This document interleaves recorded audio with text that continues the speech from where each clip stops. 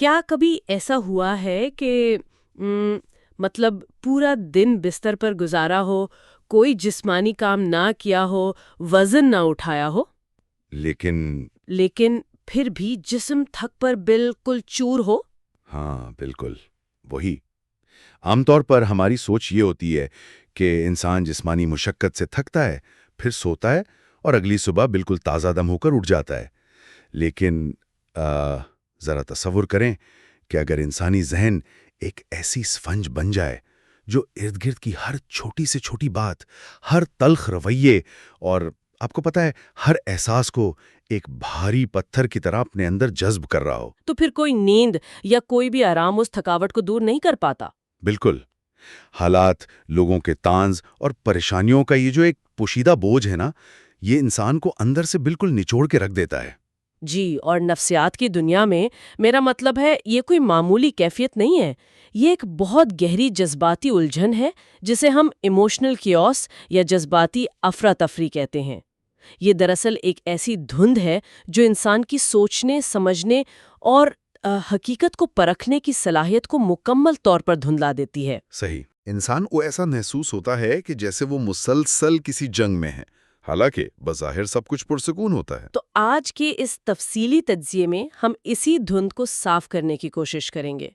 ہماری آج کی یہ گفتگو ڈینیل چھڑیاک کے 2025 میں شائع ہونے والی کتاب stop letting everything affect you کے انتہائی اہم اسباق پر مبنی ہے. بالکل، اور یہ بہت ہی چشم کشا اسباق ہیں. ہاں، اور ہمارا اصل مقصد یہ جاننا ہے کہ آخر عام طور پر انسان ہر چھوٹی بات کو ذہن پر اس قدر حاوی کیوں کر لیتا ہے. اوور تھنکنگ، جذباتی افراتفری اور خود کو نقصان پہنچانے والے رویے یعنی سیلف سیبوٹاج سے آزادی کیسے حاصل کی جائے؟ چلیے اس کو تھوڑا کھولتے ہیں. ضرور. اور میں یہ واضح کر دوں کہ ہمارا یہ تجزیہ ان تمام لوگوں کے لیے ہے جو چیزوں کو بہت گہرائی سے محسوس کرتے ہیں اور معلومات کے اس دور میں شدید ذہنی تھکاوٹ کا شکار ہیں. یہاں سب سے حیران کن بات یہ ہے کہ چیزوں کو زیادہ محسوس کرنا قطعی طور پر کوئی کمزوری یا خامی نہیں ہے. ایک منٹ، واقعی؟ کیونکہ عام طور پر تو لوگ اسے ایک کمزوری ہی سمجھتے ہیں، جیسے کہ تم بہت حساس ہو. ہاں، لوگ ایسا کہتے ہیں، لیکن یہ دراصل ایک مخصوص ذہنی ساخت یا جسے ہم نیورولوجیکل وائرنگ کہتے ہیں اس کا نتیجہ ہے. نفسیات کی دنیا میں ایک بہت اہم تحقیق ہے جو بتاتی ہے کہ دنیا کی تقریباً 20% آبادی کو ہم ہائیلی سینسٹیو پیپل یا انتہائی حساس افراد کہہ سکتے ہیں. او واہ، 20%؟ یہ تو بہت بڑی تعداد ہے. بالکل. ان لوگوں کا اعصابی نظام عام لوگوں کی نسبت کہیں زیادہ ری ایکٹیو ہوتا ہے، یعنی ان کا دماغ ماحولیاتی اور جذباتی اشاروں کو بہت تیزی سے اور گہرائی میں جا کر پروسیس کرتا ہے. تو اس کا مطلب یہ ہوا کہ ایسے لوگ صرف اپنے ہی جذبات کے بوجھ تلے نہیں دبتے بلکہ وہ ارد گرد کے ماحول کا بوجھ بھی اٹھا لیتے ہیں. جی ہاں، ایسے لوگ نہ صرف اپنے جذبات کو شدت سے محسوس کرتے ہیں بلکہ دوسروں کے جذبات کو بھی ایک مقناطیس کی طرح اپنے اندر کھینچ لیتے ہیں. اس خوبی کو ہم ایمپتھی یعنی ہمدردی کہتے ہیں. لیکن مسئلہ تب پیدا ہوتا ہے جب اس ہمدردی کی کوئی حد مقرر نہ ہو، ہے نا؟ بالکل صحیح کہا آپ نے. جب کوئی انسان مسلسل دوسروں کا درد، ان کی پریشانیاں اور ان کا غصہ اپنے کندھوں پر اٹھاتا ہے تو وہ اندر سے بالکل خالی اور تھک کر چور ہو جاتا ہے. کتاب میں اس حوالے سے ایک انتہائی طاقتور جملہ ہے جہاں مصنف اپنی ذات کے بارے میں کہتا ہے، میں سوچتا تھا کہ میں سب کو بچا سکتا ہوں، یہاں تک کہ مجھے احساس ہوا کہ وہ لوگ مجھے ہی ڈبو رہے ہیں. یہ جملہ تو واقعی رونگٹے کھڑے کر دینے والا ہے.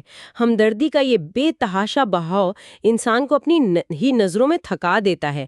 لیکن کتاب پڑھتے ہوئے ایک اور بات نے بھی مجھے سوچنے پر مجبور کیا، جہاں لکھا تھا کہ مسئلہ صرف لوگ نہیں ہے، مسئلہ ہر چیز ہے. جی. اس کا سائنسی پس منظر کیا ہے؟ میرا مطلب ہے کوئی انسان ہر چیز سے کیسے متاثر ہو سکتا ہے؟ اس بات کو سمجھنے کے لیے ہمیں کوگنیٹو لوڈ تھیوری کو دیکھنا ہوگا. اسے یوں سمجھیں کہ ہمارا دماغ بلا شبہ ایک سپر کمپیوٹر ہے، لیکن اس کی ایک وقت میں معلومات کو پروسیس کرنے کی صلاحیت محدود ہوتی ہے. جیسے کہ کسی ڈیوائس کی میموری فل ہو جانا. بالکل. اسے ایک سمارٹ فون کی ریم کی طرح سمجھیں.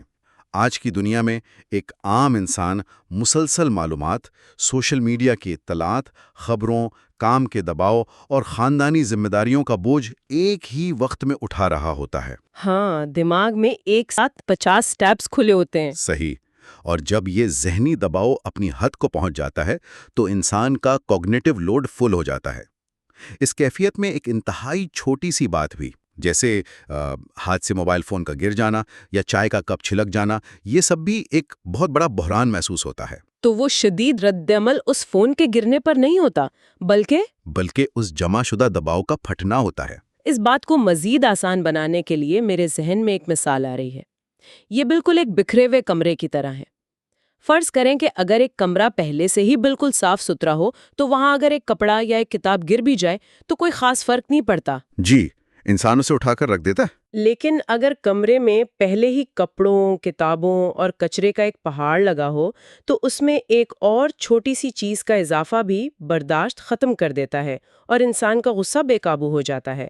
ذہن میں جذبات اور ادھوری سوچوں کا جمع ہونا دراصل وہ بکھرا ہوا کمرہ ہے۔ یہ ایک بہت شاندار مثال ہے۔ واقعی مسئلہ وہ آخری گرنے والی چیز نہیں بلکہ وہ پہلے سے موجود کچرا ہے، اور یہی جمع شدہ کچرا ہمیں اگلے مرحلے کی طرف لے جاتا ہے، کیونکہ انسانی دماغ اس بکھرے ہوئے کمرے اور دباؤ کو خاموشی سے برداشت نہیں کرتا۔ تو وہ کیا کرتا ہے؟ وہ اس کیفیت سے نکلنے کے لیے کچھ اور کرنے کی کوشش کرتا ہے، حالات کو قابو میں لانے کی کوشش کرتا ہے۔ یہاں ایک دلچسپ بات سامنے آتی ہے۔ ذہن پر یہ بوجھ اچانک تو نہیں بنتا۔ انسان کا دماغ اس مسلسل ذہنی بوجھ اور بے یقینی کی کیفیت کو کم کرنے کے لیے حالات کو اپنے کنٹرول میں کرنے کی ایک ناکام کوشش شروع کر دیتا ہے، اور یہیں سے وہ چیز جنم لیتی ہے جسے ہم سوچوں کا قید خانہ یا تھاٹ پرزن کہتے ہیں۔ ایسا ہی ہے، دماغ دراصل ایک اینگزائٹی لوپ بناتا ہے۔ وہ سمجھتا ہے کہ اگر وہ کسی مسئلے کے بارے میں مسلسل سوچے گا تو شاید اس کا کوئی حل نکل آئے گا، یا وہ کسی برے واقعے کو ہونے سے روک لے گا، جو کہ ایک دھوکہ ہے، رائٹ؟ بالکل۔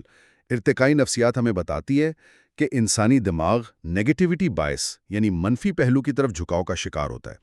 جنگلوں میں رہنے والے ہمارے آباء و اجداد کے لیے خوف اور خطرے پر توجہ دینا زندہ رہنے کے لیے انتہائی ضروری تھا۔ ہاں، اگر وہ جھاڑیوں میں چھپے شیر کے خطرے کو نظر انداز کر کے خوبصورت مناظر دیکھنے لگتے تو مارے جاتے۔ صحیح کہا، مگر آج کے جدید دور میں ہمارا دماغ اسی خطرے کے سائرن کو ایک ان پڑھ میسج، کسی کے تلخ رویے یا دفتر کی چھوٹی سی غلطی پر بھی بجا دیتا ہے۔ یہ بقا کا پرانا نظام آج کے دور میں صرف اوور تھنکنگ پیدا کرتا ہے۔ تو اس کا مطلب ہے ہم سب کا دماغ ایک بہت پرانے سافٹ ویئر پر چل رہا ہے جو ہر وقت خطرے کی گھنٹی بجاتا رہتا ہے، اور پھر اسی وجہ سے انسان ماضی کی باتوں کو بھی تو بار بار سوچتا ہے۔ یہ سوچنا کہ فلاں نے مجھے وہ بات کیوں کہی، کاش میں اس وقت یہ جواب دے دیتا، یہ سب بھی تو اسی لوپ کا حصہ ہے۔ اس سے نفسیات کی زبان میں رومینیشن کہتے ہیں، یعنی ایک ہی تکلیف دہ سوچ کو بار بار ذہن میں دہرانا۔ اور اس سے کوئی حل نہیں نکلتا۔ بالکل نہیں۔ تحقیقات واضح طور پر بتاتی ہیں کہ ماضی کے دکھوں یا پریشانیوں کے بارے میں بار بار سوچنا انسان کے ڈپریشن اور بے چینی میں خطرناک حد تک اضافہ کرتا ہے۔ سب سے اہم بات جو یہاں سمجھنی چاہیے وہ یہ ہے کہ سوچیں حقیقت نہیں ہوتی، وہ صرف دماغ کا پیدا کردہ ایک خاکہ ہوتی ہیں۔ لیکن پھر بھی انسان ان سوچوں پر یقین کر لیتا ہے، کیونکہ اسے لگتا ہے کہ اگر وہ ہر چیز کے بارے میں سوچے گا تو حالات اس کے قابو میں رہیں گے۔ ہم سب کی یہ بنیادی خواہش ہوتی ہے کہ چیزیں ہمارے کنٹرول میں رہیں۔ کنٹرول کے اس خیال کے حوالے سے ایک بہت مشہور تحقیق کا ذکر کرنا ضروری ہے جو کچھ دہائیوں پہلے ایک نرسنگ ہوم میں کی گئی تھی۔ اچھا، اس میں کیا ہوا تھا؟ اس تحقیق میں دیکھا گیا کہ جن بزرگوں کو اپنے روزمرہ کے چھوٹے اور ذاتی فیصلے کرنے کا اختیار دیا گیا، جیسے انہیں اپنے کمرے میں رکھنے کے لیے ایک پودا دیا گیا اور کہا گیا کہ اس کو پانی دینے کی ذمہ داری آپ کی ہے، یا انہیں یہ اختیار دیا گیا کہ وہ اپنے دن کا شیڈول خود بنائیں، تو اس سے ان کی صحت پر کیا اثر پڑا؟ ان کی ذہنی اور جسمانی صحت بہت بہتر ہوئی اور ان کی عمریں بھی لمبی ہوئیں، جبکہ دوسرے گروپ کے بزرگ جن کے تمام فیصلے انتظامیہ کرتی تھی، ان کی صحت تیزی سے گر گئی۔ ایک منٹ، واقعی؟ یعنی صرف ایک پودے کو پانی دینے کا اختیار انسان کی زندگی لمبی کر سکتا ہے؟ یہ کیسے ممکن ہے؟ کیونکہ یہ ایک بنیادی انسانی ضرورت کو پورا کرتا ہے، جسے لوکس آف کنٹرول کہا جاتا ہے۔ جب انسان کو لگتا ہے کہ اس کی اپنی زندگی پر اس کا کچھ اختیار ہے تو اس کے جسم میں تناؤ پیدا کرنے والے ہارمونز کم ہو جاتے ہیں۔ تو اصل طاقت اندرونی کنٹرول میں ہے، یعنی اس بات پر یقین کہ انسان اپنے رویے اور رد عمل پر قابو پا سکتا ہے۔ بالکل، اور مسئلہ تب پیدا ہوتا ہے جب انسان یہ اندرونی کنٹرول چھوڑ کر بیرونی حالات اور خاص طور پر دوسرے لوگوں کے رویوں کو کنٹرول کرنے کی کوشش شروع کر دیتا ہے۔ یہ بات بہت اہم ہے، لیکن میرا سوال یہ ہے کہ دوسروں کو کنٹرول کرنے کی یہ خواہش اتنی شدت کیوں اختیار کر لیتی ہے؟ خاص طور پر جب کوئی انسان ہمیں مسترد کرتا ہے، ہمیں ریجیکٹ کرتا ہے، تب تو انسان بالکل پاگل ہو جاتا ہے۔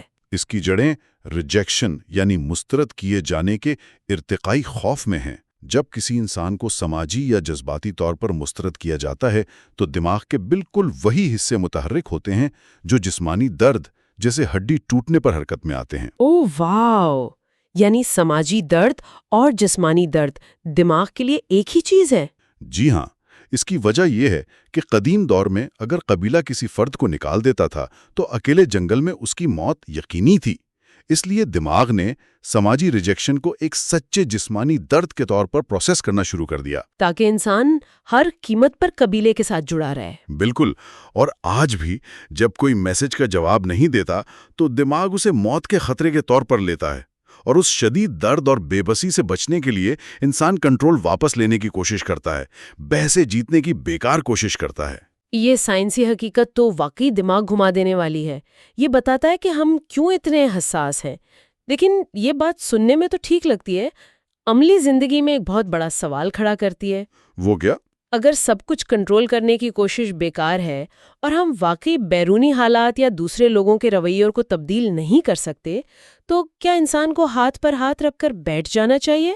میرا مطلب ہے، کیا ہم بس حالات کے سامنے مکمل طور پر ہتھیار ڈال دیں؟ یہ تو ایک اور طرح کی بے بسی لگتی ہے۔ یہ ایک اہم سوال جنم دیتا ہے، اور اس کا جواب ہتھیار ڈالنا ہرگز نہیں ہے۔ اصل چیز حالات کے آگے گھٹنے ٹیکنا نہیں ہے، بلکہ اپنی اس قیمتی ذہنی توانائی کو ان چیزوں پر مرکوز کرنا جو ہمارے اندرونی کنٹرول میں ہے۔ جیسے کہ ہمارا اپنا رد عمل۔ جی، اسے یوں سمجھیں کہ آپ موسم کو تبدیل نہیں کر سکتے، آپ بارش کو نہیں روک سکتے، لیکن آپ چھتری لے کر باہر جانے کا فیصلہ ضرور کر سکتے ہیں۔ آپ دوسروں کے الفاظ کو نہیں بدل سکتے، لیکن آپ کی مکمل حاکمیت اس بات پر ہے کہ وہ الفاظ آپ کے ذہن میں کتنی دیر تک گونجیں گے۔ بالکل، یہ فرق بہت واضح ہے۔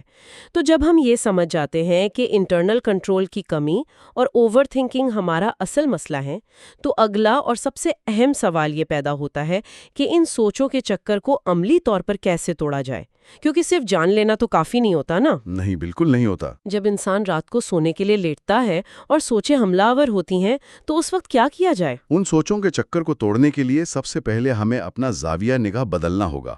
اگر ہم اسے بڑے پیمانے پر دیکھیں، جسے کتاب میں بگر پرسپیکٹو کہا گیا ہے۔ اچھا، وہ کیسے؟ ذرا تصور کر لیں کہ اگر کوئی خلائی مخلوق کسی دوسرے سیارے سے زمین کو دیکھے تو وہ کتنی حیران ہوگی۔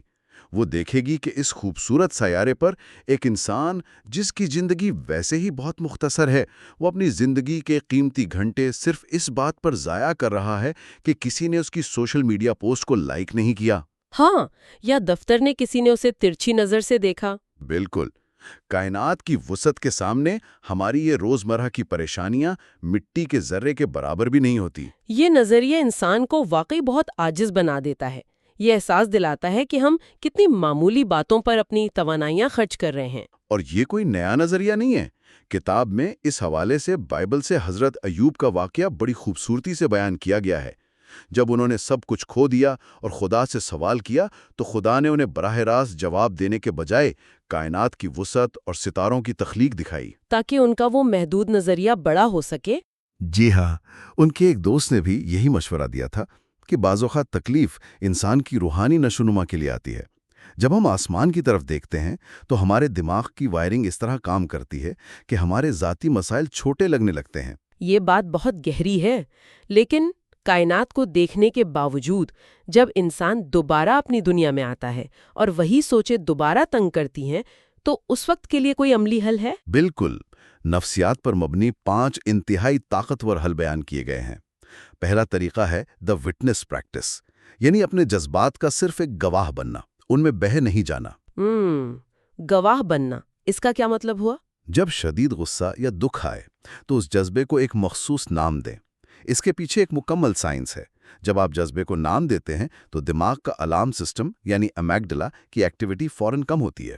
اچھا، یعنی آپ نے اپنے جذبے سے ایک فاصلہ قائم کرنا ہے، یہ کہنے کے بجائے کہ میں غصے میں ہوں، خود سے کہیں مجھے اپنے اندر غصہ محسوس ہو رہا ہے۔ بالکل درست، یہ چھوٹا سا فرق آپ کو اس جذبے سے الگ کر دیتا ہے۔ میں سمجھ رہی ہوں، یہ تو ایسا ہی ہے جیسے کسی طوفان کو اپنے گھر کی کھڑکی سے محفوظ کھڑے ہو کر دیکھنا، نہ کہ اس طوفان کے عین درمیان جا کر کھڑا ہو جانا۔ بالکل بہترین تشبیہ ہے۔ اور دوسرا طریقہ ہے اٹینشن ریسٹوریشن سسٹم۔ انسانی دماغ کو دن میں کچھ دیر کے لیے ہر طرح کی بیرونی معلومات سے مکمل کٹ آف ہونے کی ضرورت ہوتی ہے۔ ہاں، یعنی ڈیجیٹل ڈیوائسز اور اسکرین سے دور ہونا۔ جی، کسی پرسکون جگہ پر وقت گزارنا ضروری ہے تاکہ دماغ کا وہ حصہ جو مسلسل فیصلے کر کے تھک چکا ہے وہ دوبارہ چارج ہو سکے۔ لیکن ان لوگوں کا کیا جو اسکرین سے دور بھی ہو جائیں تو ان کے دماغ کی اسکرین آن رہتی ہے؟ میرا مطلب ہے اگر خیالات پھر بھی پیچھا نہ چھوڑیں تو کیا ان سوچوں کو کسی خانے میں بند کرنے کا کوئی طریقہ ہے؟ بالکل ہے، اور یہی ہمارا تیسرا طریقہ ہے جسے تھاٹ کنٹینمنٹ کہتے ہیں۔ اس کا مطلب ہے سوچوں کو ایک ڈبے میں بند کرنا۔ آپ دن میں 15 سے 20 منٹ کا ایک مختص وقت مقرر کریں جسے آپ اپنا وری ٹائم کہہ سکتے ہیں۔ وری ٹائم یعنی پریشان ہونے کا وقت مقرر کر لیا جائے؟ جی، دن بھر جو بھی منفی سوچ آئے اسے فوراً کسی کاغذ پر لکھ لیں اور خود سے کہیں کہ میں اس پر ابھی نہیں بلکہ شام 5 بجے اپنے اس مقررہ وقت میں ہی سوچوں گا۔ یہ کانسیپٹ مجھے بہت پسند آیا۔ یہ دراصل دماغ کو ایک شیڈیول دے رہا ہے۔ ہم دماغ سے یہ نہیں کہہ رہے کہ مت سوچو، بلکہ ہم کہہ رہے ہیں کہ ابھی مت سوچو، تمہاری باری آئے گی۔ لیکن اگر پھر بھی کوئی ضدی سوچ ذہن سے نہ نکلے تو پھر وہاں چوتھا طریقہ کام آتا ہے جسے مینٹل اسٹرینتھ کنڈیشننگ کہتے ہیں۔ ایک مشہور سائنسی تجربہ ہے جسے وائٹ بیئر کی تحقیق کہتے ہیں۔ اگر میں ابھی آپ سے کہوں کہ ایک سفید بھالو کے بارے میں ہرگز مت سوچیں تو میرے ذہن میں فوراً سفید بھالو ہی آئے گا۔ بالکل اسی طرح سوچوں کو زبردستی دبانے کی کوشش انہیں مزید طاقتور بناتی ہے۔ اس کے بجائے ہارورڈ یونیورسٹی کی تھاٹ ڈیفیوژن ایکسرسائز استعمال کی جا سکتی ہے۔ وہ کیسے کام کرتی ہے؟ آنکھیں بند کر کے تصور کریں کہ آپ کی پریشان کن سوچیں ایک سنیما کی اسکرین پر چل رہی ہیں اور آپ دور بیٹھے انہیں صرف گزرتا ہوا دیکھ رہے ہیں۔ اور اگر اس سے بھی بات نہ بنے تو ڈاکٹر جیفری شوارٹز کا 4 قدموں پر مشتمل پیٹرن انٹرپٹ کا طریقہ موجود ہے۔ اچھا، یہ پیٹرن انٹرپٹ کے 4 قدم کیا ہیں؟ پہلا قدم ہے ری لیبل، یعنی اپنی سوچ کو ایک نیا نام دیں۔ خود کو بتائیں کہ یہ حقیقت نہیں، یہ صرف ایک اوور تھنکنگ والی سوچ ہے۔ دوسرا قدم ہے ری ایٹریبیوٹ، یعنی اس کی وجہ پہچانیں۔ اچھا، یعنی خود سے یہ کہنا کہ یہ میرا قصور نہیں، یہ صرف میرے دماغ کا پرانا سافٹ ویئر ہے جو مجھے ڈرا رہا ہے۔ بالکل۔ اور تیسرا اور سب سے اہم قدم ہے ری فوکس۔ اپنی توجہ فوراً کسی اور کام پر لگا دیں، جا کر پانی پی لیں یا کسی سے بات کرنے لگیں۔ اور چوتھا قدم ہے ری ویلیو۔ ری ویلیو یعنی اس کی اہمیت کا دوبارہ اندازہ لگانا۔ جی، جب آپ توجہ ہٹا لیتے ہیں تو اس سوچ کی قدر خود بخود کم ہو جاتی ہے اور آپ کو احساس ہوتا ہے کہ وہ سوچ اتنی اہم نہیں تھی جتنا آپ سمجھ رہے تھے۔ آپ نے یہ چاروں طریقے بہت خوبصورتی سے سمجھا دیے، لیکن کتاب پڑھتے ہوئے ایک چیز نے مجھے بہت حیران کیا اور مجھے لگا کہ شاید یہ بات منطق کے بالکل خلاف ہے۔ کون سی بات؟ مصنف ایک جگہ کہتا ہے کہ اپنی بے چینی یا اینگزائٹی کو باقاعدہ شکریہ ادا کریں۔ مطلب یہ تو ایسی بات ہوئی کہ جیسے کسی چور کو اپنے گھر چوری کرنے آنے پر گیٹ پر کھڑے ہو کر ویلکم کیا جائے۔ ایسا بھلا کوئی کیوں کرے گا؟ یہ بظاہر جتنا عجیب لگتا ہے، نفسیات کی دنیا میں اتنا ہی طاقتور ہے۔ شکر گزاری یا گریٹیٹیوڈ پر ہونے والی تحقیقات بتاتی ہیں کہ یہ احساس انسان کے دماغ کے نیورل سرکٹس کو یکسر بدل دیتا ہے۔ اچھا، وہ کیسے؟ کارل جونگ کا ایک بہت مشہور قول ہے جس کا مطلب ہے کہ جس چیز کی آپ مزاحمت کرتے ہیں وہ اتنی ہی طاقت سے آپ کے اندر قائم رہتی ہے۔ جب انسان انگزائٹی سے لڑنا شروع کرتا ہے تو وہ دماغ کو مزید سگنل دیتا ہے کہ کوئی خطرہ موجود ہے۔ اوہ، تو ہم جتنا لڑیں گے دماغ اتنا ہی پینک کرے گا۔ بالکل، لیکن جب آپ اینگزائٹی سے لڑنا چھوڑ دیتے ہیں، اسے تسلیم کر کے مسکرا کر تھینک یو کہتے ہیں، تو آپ کا دماغ کنفیوز ہو جاتا ہے، مزاحمت ختم ہو جاتی ہے اور اینگزائٹی کا اثر اسی وقت ٹوٹ جاتا ہے۔ کیا بات ہے! تو اس سب کا مطلب کیا ہے؟ اگر ہم آج کی اس پوری گفتگو کو سمیٹیں تو بات یہاں آ کر رکتی ہے کہ دوسروں کی باتوں، ان کے رویوں اور بیرونی حالات کو ذہن پر سوار کرنے کی بنیادی وجہ ہمارے دماغ کا وہ دھوکہ ہے جسے ہم ایلیوژن آف کنٹرول کہتے ہیں۔ اور مسترد کیے جانے کا وہ پوشیدہ ارتقائی خوف بھی۔ بالکل۔ ہم یہ سیکھ چکے ہیں کہ اصل آزادی ان بیرونی حالات یا لوگوں کو تبدیل کرنے میں نہیں ہے، بلکہ اصل آزادی ان عملی طریقوں کے ذریعے اپنے ہی دماغ کو نئے سرے سے ٹرین کرنے میں چھپی ہے۔ 100% درست۔ اور یہ سب طریقے اس بات کی نشاندہی کرتے ہیں کہ حقیقی تبدیلی اور سکون ہمیشہ انسان کے اندر سے شروع ہوتا ہے، باہر سے نہیں۔ ایک سیکھنے اور آگے بڑھنے والے انسان کے لیے یہ بات سمجھنا انتہائی ضروری ہے کہ اس کی ذہنی توانائی کائنات کی قیمتی ترین چیزوں میں سے ایک ہے۔ ان سائنسی طریقوں کو استعمال کر کے وہ اپنی اس محدود زندگی کو بے معنی باتوں پر ضائع ہونے سے بچا سکتا ہے، اور اپنے دماغ کو ایک پرسکون باغ بنا سکتا ہے جہاں وہ اپنی صلاحیتوں کا بہترین استعمال کر سکے۔ بالکل۔ آخر میں دھیان کے لیے ایک نیا اور گہرا خیال چھوڑ کر جانا چاہتی ہوں جو آج کے اس کتاب کی بحث سے ایک قدم آگے کی بات ہے۔ ذرا سوچئے، اگر ہمارے ذہن کا وہ حصہ جو تکلیف، مسترد کیے جانے اور چھوٹی باتوں کو اتنی شدت سے محسوس کرتا ہو، بالکل وہی حصہ ہو جو خوشی، محبت اور زندگی کی خوبصورتی کو بھی اتنی ہی گہرائی سے سمجھنے کے قابل بناتا ہو۔ یہ واقعی ایک بہت گہرا سوال ہے۔ ہاں، اگر ہم ڈر کی وجہ سے یا دکھ سے بچنے کے لیے درد محسوس کرنا بالکل ہی بند کر دیں، اپنے آپ کو بالکل سن کر لیں، تو کیا ہم انجانے میں سچائی، محبت اور اصل خوشی محسوس کرنے کی صلاحیت بھی نہیں کھو بیٹھیں گے؟ اس توازن کو سمجھنا ہی تو اصل زندگی ہے۔ بالکل۔ اس توازن کے بارے میں ضرور غور کیجیے گا، کیونکہ ذہن کوئی ایسی مشین نہیں جسے ہم مکمل طور پر بند کر سکیں، بلکہ یہ ایک ایسی دھوپ چھاؤں ہے جسے محسوس کرنا ہی زندگی ہے۔ اپنا بہت خیال رکھیے گا۔ اگلے تفصیلی تجزیے تک کے لیے اجازت دیجیے۔